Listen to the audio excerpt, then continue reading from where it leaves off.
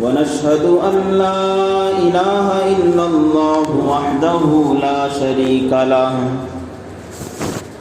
ونشهد أن سيدنا ومولانا محمدا عبده ورسوله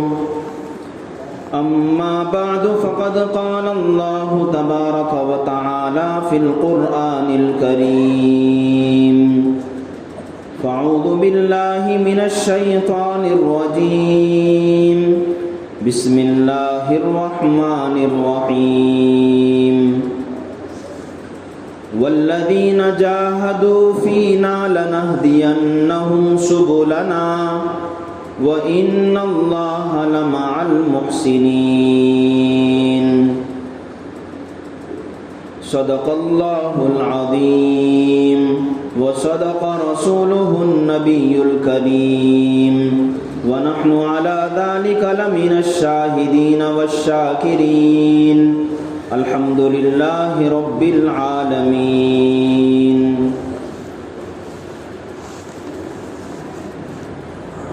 بزرگان محترم،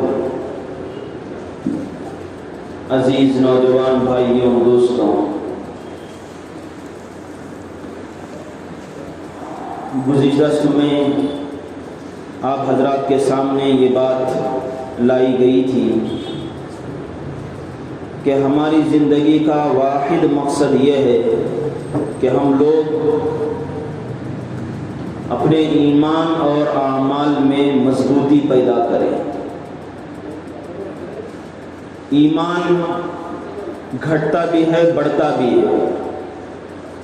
اس کے اندر کمزوری بھی آتی ہے، ضعف پیدا ہوتا ہے.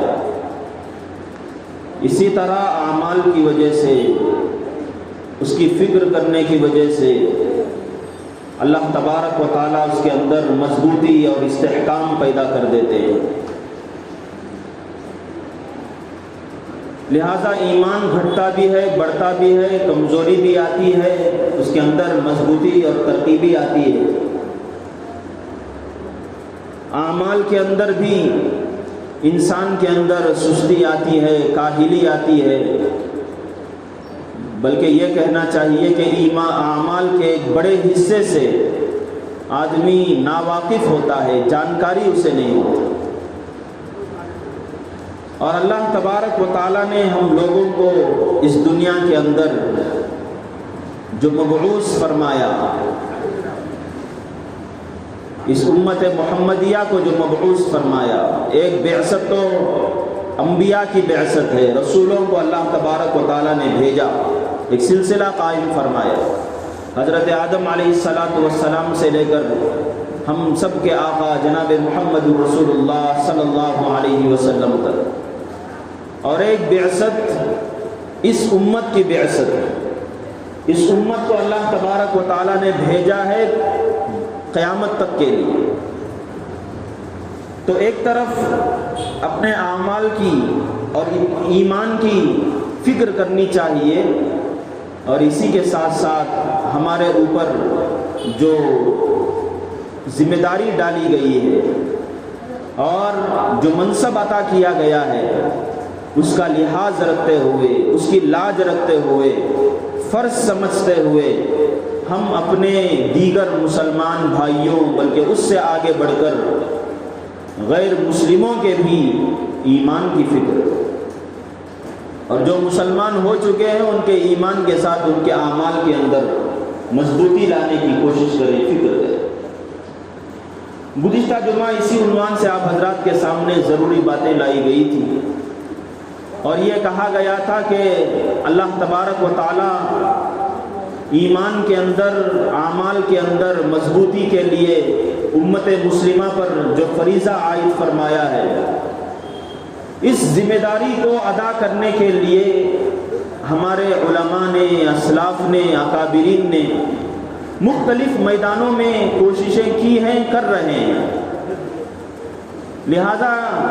مساجد کے اندر جو بیانات ہوتے ہیں، قرآن کے، حدیث کے جو حلقے لگتے ہیں، جگہ جگہ مسجدوں کے اندر مکاتب کا جال بچھایا جاتا ہے، مدارس اسلامیہ کے اندر قرآن و حدیث کی تعلیم دی جاتی ہے، انسان کو کامل انسان بنانے کی طرف فکر دلائی جاتی ہے، اسی طرح اس ایمان اور اعمال کو سنوارنے کے لیے ایک طریقہ ہمارے اکابرین نے تبلیغی جماعت کا سلسلہ بھی شروع فرمایا ہے، اور ہم سب جانتے ہیں کہ الحمدللہ اس سلسلے سے امت کے اندر بہت بڑا کام ہوا اور کام ہو رہا ہے، اور اللہ کرے کہ تا قیامت اس کے اندر مضبوطی ہوتی رہے اور اس کے ذریعے سے امت کے اندر کام ہوتا رہے۔ تو اب اسی تبلیغی اجتماع کے نظام کے مطابق سال میں 2 سال میں 5 سال میں مختلف علاقوں کے اعتبار سے اجتماعات منعقد ہوتے ہیں، اور اس کا ایک واحد مقصد، صرف ایک مقصد ہوتا ہے کہ امت کے اندر ایمان اور اعمال کی جو کمزوری آ رہی ہے، اس کمزوری کو دور کرنے کے لیے فکر کی جائے اور کوششیں کی جائیں، فکر بھی کی جائے اور کوششیں بھی کی جائیں، اس کے علاوہ اور کوئی مقصد نہیں۔ الحمدللہ کل اور پرسوں ہمارے اس حلقے اور قریب کے جتنے حلقے ہیں ان کا ایک اجتماع ہونے والا ہے اتی بلے کے اندر، تو مجھے یہ بات مناسب محسوس ہوئی کہ اجتماع میں جانے کے بعد ایک بڑا طبقہ یہاں سے نکل کر اجتماع میں شریک ہوتا ہے، اس میں وہ لوگ بھی ہوتے ہیں جو تبلیغی جماعت میں پہلے سے لگے ہوئے ہیں، کام کرتے چلے آ رہے ہیں، اس کے علاوہ الحمدللہ ایک بہت بڑا طبقہ اس ایک ایمان کی فکر لے کر اور اجتماع کی برکت کو مد نظر رکھ کر بہت سارے لوگ ایسے بھی الحمدللہ تبلیغی اجتماع کا رخ کرتے ہیں جو اس لائن میں لگے ہوئے نہیں۔ تو اس لیے ضروری معلوم ہوا کہ اس اجتماع میں جانے کے بعد دونوں طرح کے طبقوں کو کیا چیزیں مد نظر رکھنے چاہیے، کیا آداب ان کے ہونے چاہیے، اس پر روشنی ڈالو۔ ہم یہاں سے اجتماع گاہ کا رخ کریں تو کس مقصد سے جائیں، وہاں جانے کے بعد کن کن باتوں کو ملحوظ رکھیں، اور وہ کیا کیا امور ہیں جن کو مد نظر رکھنے کی وجہ سے اس اجتماع سے ہونے والے فائدے کو ہم اپنے آپ اس اجتماع کے فائدے سے ہم خود کو مستفید کر سکتے ہیں، اور وہ کیا کیا چیزیں ہیں کہ جن چیزوں کو اپنانے کی وجہ سے فائدے کے بجائے نقصان ہو جاتا ہے۔ ان امور کو بھی آپ حضرات کے سامنے لانا میں نے ضروری سمجھا۔ تو سب سے پہلی چیز جب ہم یہاں سے نکلتے ہیں تو انسان کے اندر سب سے بنیادی چیز یہ ہونی چاہیے کہ اس کی نیت خالص ہو۔ سب سے بنیادی چیز یہی ہے، انما الاعمال بالنیات۔ ہر حدیث کی کتاب جب شروع کی جاتی ہے تو عام طور پر اسی حدیث کو مد نظر رکھا جاتا ہے، انما الاعمال بالنیات، کے اعمال کا پورا دار و مدار نیتوں پر ہوتا ہے۔ دار و مدار یعنی مطلب یہ ہے کہ اعمال کے اندر جو فائدے کی باتیں ہوں گی یا ان اعمال میں جو نقصان کی باتیں در آئیں گی، ان سب کا دار و مدار نیتوں پر ہوتا ہے۔ آدمی کی نیت جیسے ہوتی ہے اللہ تبارک و تعالیٰ فیصلے ویسے ہی کرتے ہیں۔ انسان کے اندر طلب جیسے ہوتی ہے وہاں سے ہونے والی توفیق بھی انسان کو اتنی ہی ملتی ہے۔ تو سب سے بنیادی چیز یہ ہے کہ ہمارے اندر اخلاص آ جائے، ہماری نیت خالص لوجہ اللہ ہو، اور یہ خالص لوجہ اللہ اجتماع کے مقصد سے ہمیں بات واضح ہو گئی کہ اجتماع کا مقصد ایمان اور اعمال کی فکر کرنا اور اس کے لیے کوششیں کرنا ہے۔ تو آدمی کے دل کے اندر بھی نکلنے سے پہلے یہی بات ہو کہ میں اس اجتماع کا رخ کر رہا ہوں، سوائے اس بات کے میرے کوئی نیت نہیں ہونی چاہیے کہ میں ایمان سیکھنے کے لیے جا رہا ہوں، اس کی مضبوطی کے تعلق سے سیکھنے کی وہاں باتیں ملیں گی یا اکابرین کی صحبتیں ملیں گی، بس اسی مقصد سے وہاں جانا چاہیے۔ اس کے علاوہ اور کوئی دوسرا مقصد انسان لے کر گیا، وہاں تجارت ہو جائے گی، یا یہ کہ دوست و احباب سے ملاقات ہو جائے گی، یا یہ کہ بڑا اجتماع نظر آ جائے گا، بڑا مجمع ہوگا، دیکھ کر ذرا سکون محسوس ہوگا، یا یہ کہ ایک تفریح کے مقصد سے جاتا ہے، تو سمجھیے ایک ایک قدم پر حسن نیت کی وجہ سے اللہ تبارک و تعالی جو نیکی عطا فرمانے والے تھے، اس آدمی کا ایک ایک قدم بھی ضائع ہونے والا ہے، برباد ہونے والا ہے۔ گویا کہ وہ جو گیا ہے سوائے فضول کاموں کے اور کوئی چیز اسے حاصل نہیں ہوتی۔ تو آدمی کو سب سے بنیادی طور پر جو چیز مد نظر رکھنی چاہیے وہ یہ ہے کہ اخلاص نیت ہو، نیت کے اندر خالص خلوص ہو، اللہ تبارک و تعالیٰ کے احکام کو سننے اور ان سے اپنے ایمان کو جلا بخشنے کی چیز اس کے پیش نظر ہو۔ اور دوسرا یہ ہے کہ وہاں جا کر اس نیت کا استحضار بھی ہو۔ وہاں جا کر نیت بدل گئی، وہاں بازاروں میں جا کر وہیں کے رہ گئے، پنڈال میں بیانات ہو رہے ہیں، دین کی فکر دلائی جا رہی ہے، لیکن آدمی بازار میں جب دیکھا کہ یہ آئٹم مل رہا ہے، یہ چیز مل رہی ہے، وہ چیز مل رہی ہے، اخلاص کے ساتھ نکلا تھا لیکن وہ نیت وہاں باقی نہیں رہی، تو کہتے ہیں کہ اس سے بھی کچھ فائدہ آنے والا نہیں ہے۔ تو ایک نیت خالص ہو، اخلاص نیت ہو، اور دوسرا یہ کہ اس نیت کا استحضار بھی ہو کہ آدمی ہر وقت پیش نظر رکھے اس بات کو کہ میں یہاں کیوں آیا ہوں، اسی سے فائدہ ہوتا ہے۔ اور دوسری چیز وہاں جانے کے بعد سب سے بنیادی طور پر جب ہم لوگوں نے یہ نیت کر لی کہ ہمیں اللہ تبارک و تعالیٰ کے لیے یہاں ہم مجتمع ہوئے ہیں اور ہمارا کوئی مقصد نہیں ہے، تو پھر آدمی کو اس بات کی کوشش کرنی چاہیے کہ جو بھی وہاں بیان ہوگا، جو بھی وہاں بات ہوگی، اور وہاں مختلف نظام بنائے جاتے ہیں، علماء کے لیے الگ بیانات ہوتے ہیں، الگ جگہ مقرر کی جاتی ہے، پرانے احباب جو تبلیغی لائن میں پہلے سے لگے ہوئے ہیں ان کے لیے الگ نظم ہوتا ہے، اسی طریقے سے جو لوگ ابھی وہاں پر ابھی اس لائن میں لگے ہوئے نہیں ہیں ان لوگوں کے لیے عمومی بات ہوتی ہے۔ تو آدمی کو ان سب چیزوں کو پیش نظر رکھتے ہوئے وہاں سے مستفید ہوتے رہنا چاہیے۔ وہاں پر ہم لوگ گئے لیکن کوئی فائدہ ہمیں حاصل نہیں ہوا، کوئی چیز سیکھ کر نہیں آئے، تو گویا کہ ایسے ہی ہو گیا جیسے جمعہ کے بیانات میں لوگ ایک عرصے سے آ رہے ہیں، سن رہے ہیں، ایک کان سے بات سنتی، ایک کان سے بات داخل ہوتی ہے، دوسرے کان سے نکل جاتی ہے، ایسے ہی وہاں پر بھی ایک سلسلہ جاری ہو جائے۔ تو آدمی کو چاہیے کہ وہاں جانے کے بعد اپنے وقت کو ضائع کرنے سے بچے، میرا وقت کسی طور سے ضائع نہ ہو۔ ایک لمبے عرصے کے بعد بہت بڑے اور عظیم مقاصد کو پیش نظر رکھ کر اور ایک بڑے مالی خرچ کو برداشت کر کے ان کا انعقاد ہوتا ہے، وہ طے کیے جاتے ہیں، تو آدمی کو اس بات کی کوشش کرنی چاہیے کہ وہاں جتنا میں فائدہ اٹھا سکتا ہوں اس سے مجھے مستفید ہوتے رہنا چاہیے اور وہاں جا کر وقت کو ضائع کرنے سے بچنا چاہیے۔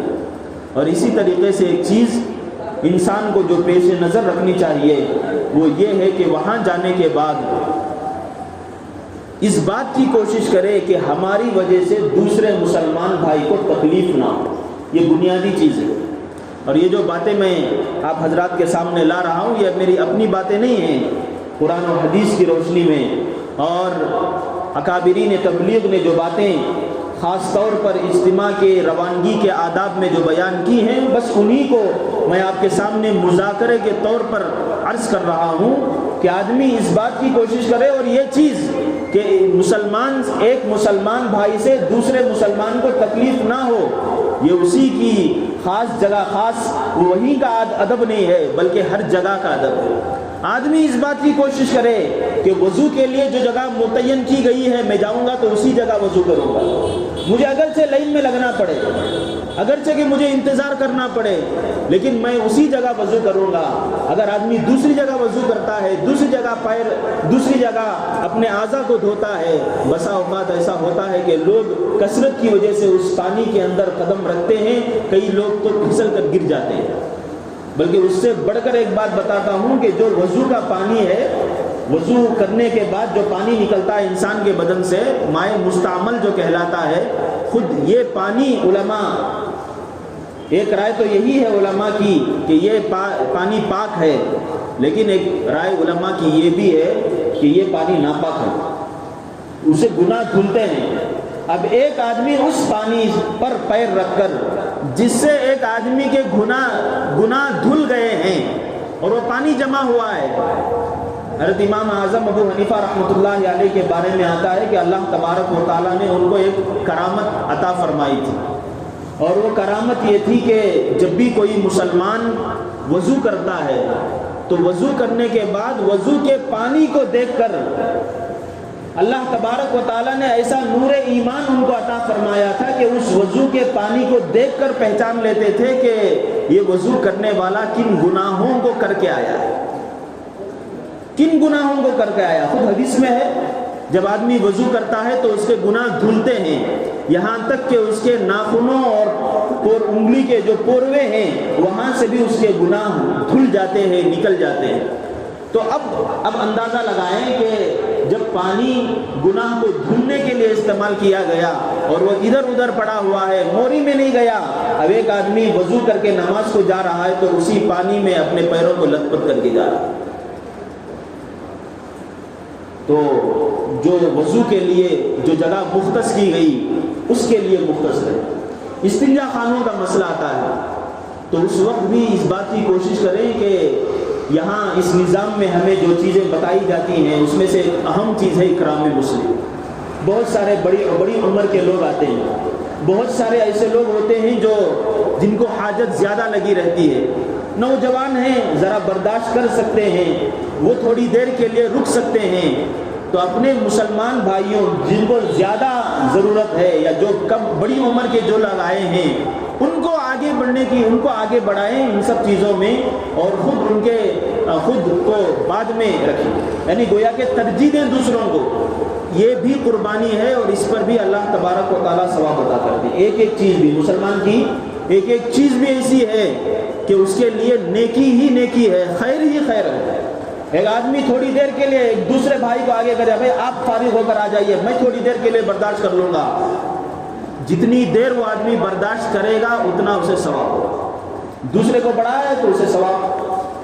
تو اسی لیے حدیث کے اندر ہے، اللہ کے نبی علیہ الصلوۃ والسلام نے ارشاد فرمایا عجبا لامر المؤمن،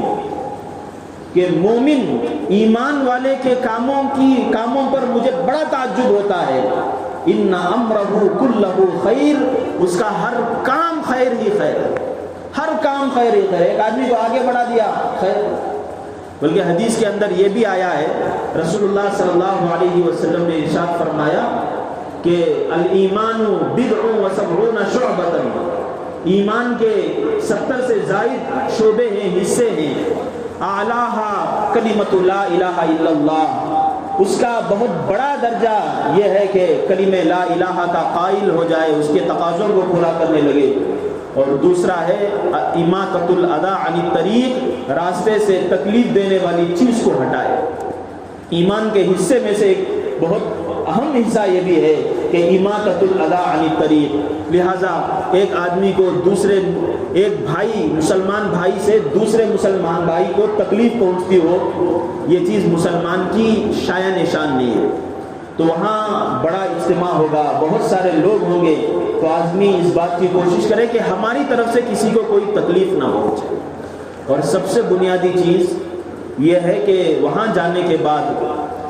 مختلف جگہوں پر کھانے کے زون میں اور دوسری جگہوں پر نمازیں ہوتی ہیں، اور ایک نماز ہوتی ہے عمومی پنڈال میں۔ آدمی جتنے بڑے جماعت میں شریک ہوگا اتنا بڑا اسے ثواب ملے گا، لیکن عموماً یہ دیکھا جاتا ہے کہ لوگ جانے کے بعد باتوں میں لگ جاتے ہیں یا ادھر ادھر لگ جاتے ہیں، وہاں جانے کے بعد بھی نماز انفرادی طور پر ادا کرتے ہیں۔ اب مثال کے طور پر یہاں محلے میں مختلف جگہوں پر الگ الگ ٹائمنگ میں نماز پڑھائی جاتی ہے، نماز کا وقت ہوتا ہے، یہاں 15 منٹ پہلے ہے، وہاں 15 منٹ بعد میں ہے، وہاں کبھی اور ہے، تو آدمی کوشش کر کے جماعت کے ساتھ پڑھنے کی کوشش کرتا ہے۔ لیکن افسوس کی بات یہ ہے کہ آدمی ایمان کو بنانے کے لیے گیا، اپنے اعمال کی فکر لے کر گیا، اور جہاں گیا جہاں سے ہمیں فیض اٹھانا ہے، ایمان حاصل کرنا ہے، اپنے اعمال کی فکر کرنی چاہیے، سب سے بنیادی عمل نماز، اس میں کوتاہی کر لیتا ہے، جماعت کے ساتھ نہیں پڑھتا۔ تو اس لیے اس بات بھی کوشش کریں کہ وہاں جانے کے بعد ایک تو نمازیں چھوٹے ہی نہیں، اور دوسرا یہ کہ اگر نماز ہم پڑھیں گے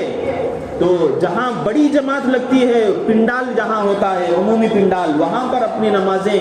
پڑھنے کی کوشش کریں، باجماعت پڑھنے کی کوشش کریں، اس لیے کہ جتنی بڑی جماعت میں آدمی کی شرکت ہوگی اس کی نماز کی قبولیت کی اتنی ہی زیادہ امید ہوتی ہے۔ ہمارا اتنا بڑا علاقہ ہے، ایک تو ایک کوئی بندہ اس اتنے بڑے اجتماع میں ایسا ہوگا کہ جس کا رکوع اللہ تبارک و تعالیٰ کو پسند آتا ہو، جس کا آمین کہنا اللہ تبارک و تعالیٰ کو خوش کر دیتا ہو،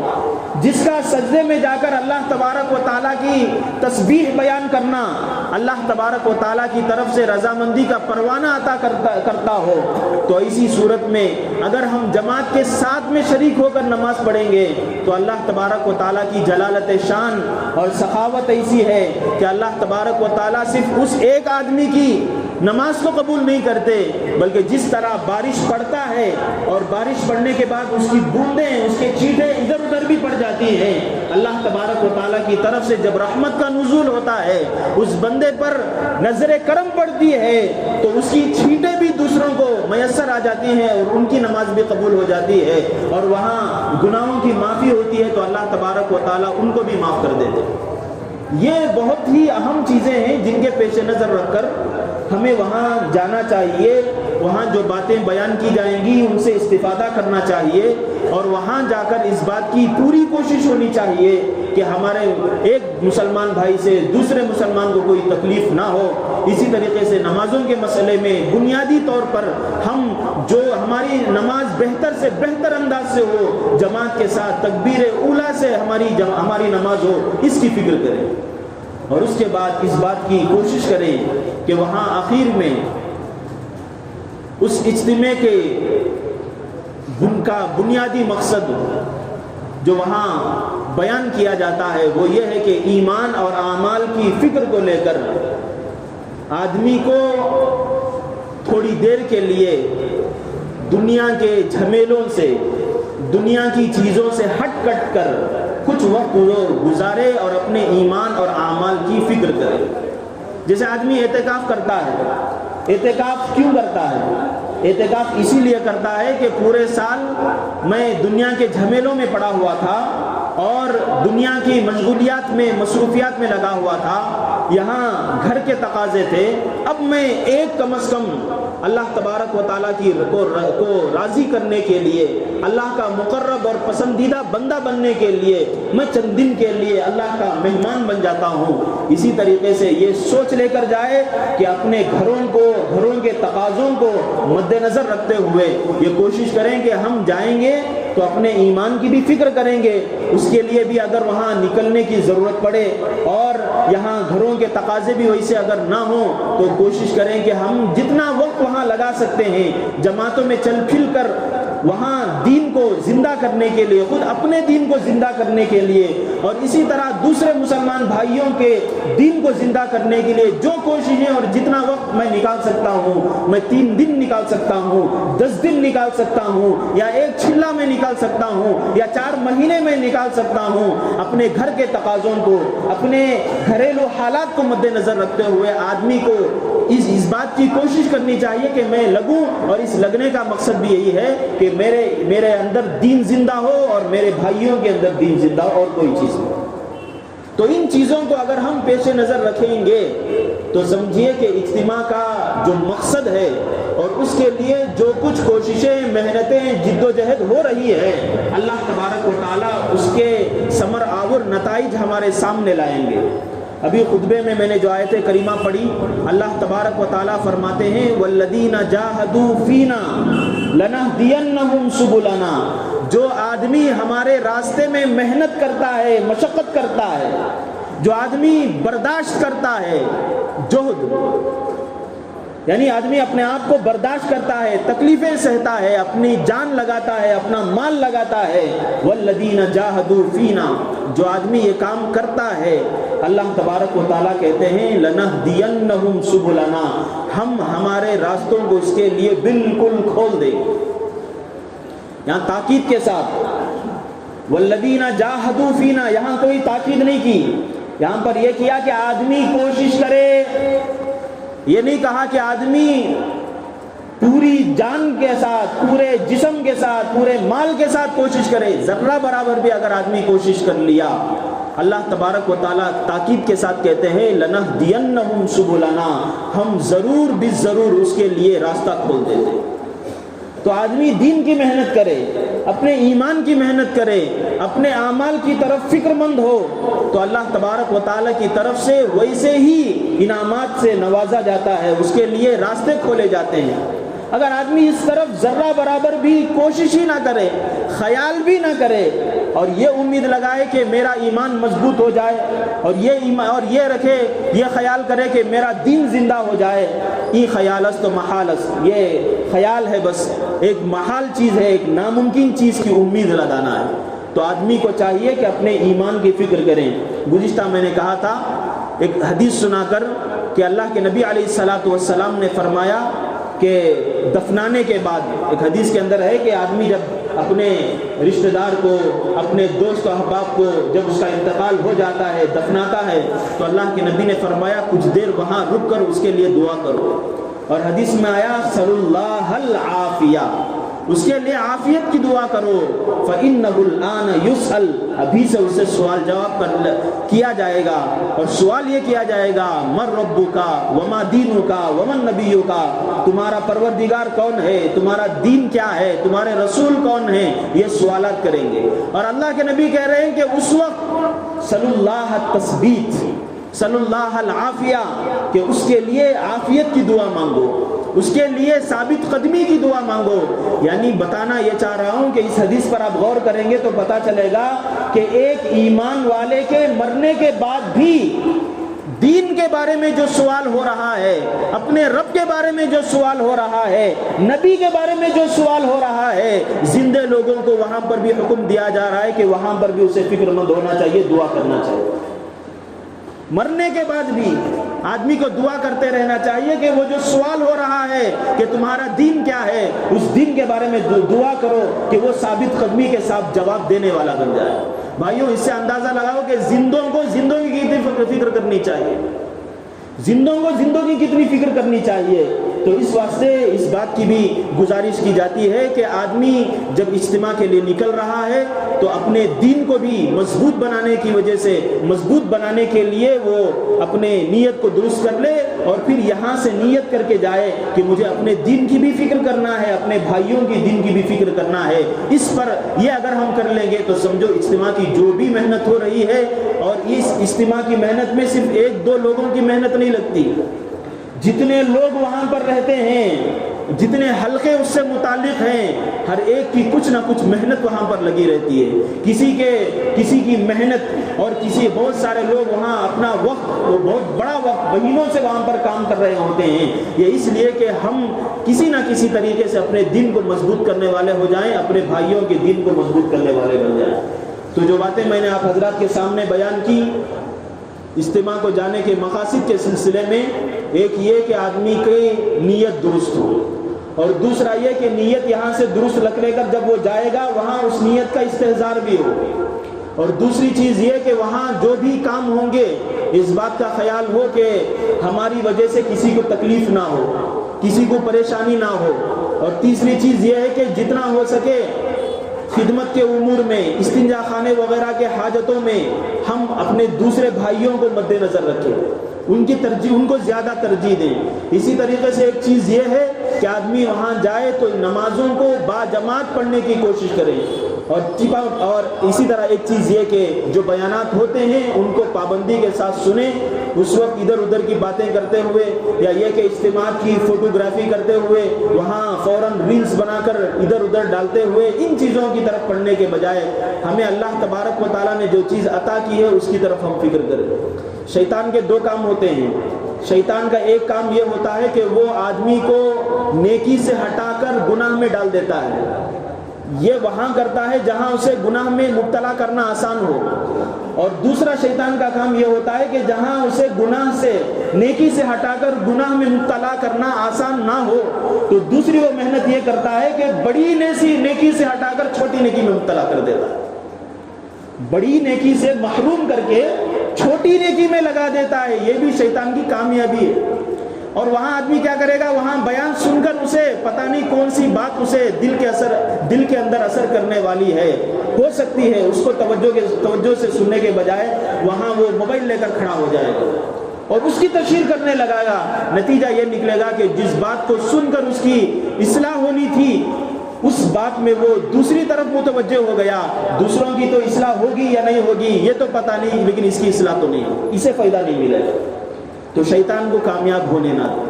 تو ان باتوں کو مد نظر رکھ کر آپ حضرات سے گزارش کی جاتی ہے کہ 6 اور 7 کو جو اجتماع ہونے والا ہے اس میں پابندی کے ساتھ شرکت کریں اور اس نیت سے شرکت کریں کہ اللہ تبارک و تعالی ہمارے ایمان کے اندر مضبوطی لائیں, ہمارے اعمال کے اندر ترقی کریں. جو باتیں کہی گئیں اللہ تبارک و تعالی سے دعا ہے کہ ان باتوں پر ہمیں سنجیدگی کے ساتھ غور کرنے اور عمل کرنے کی ہمیں توفیق عطا فرمائیں. وآخر دعوانا الحمدللہ رب العالمین.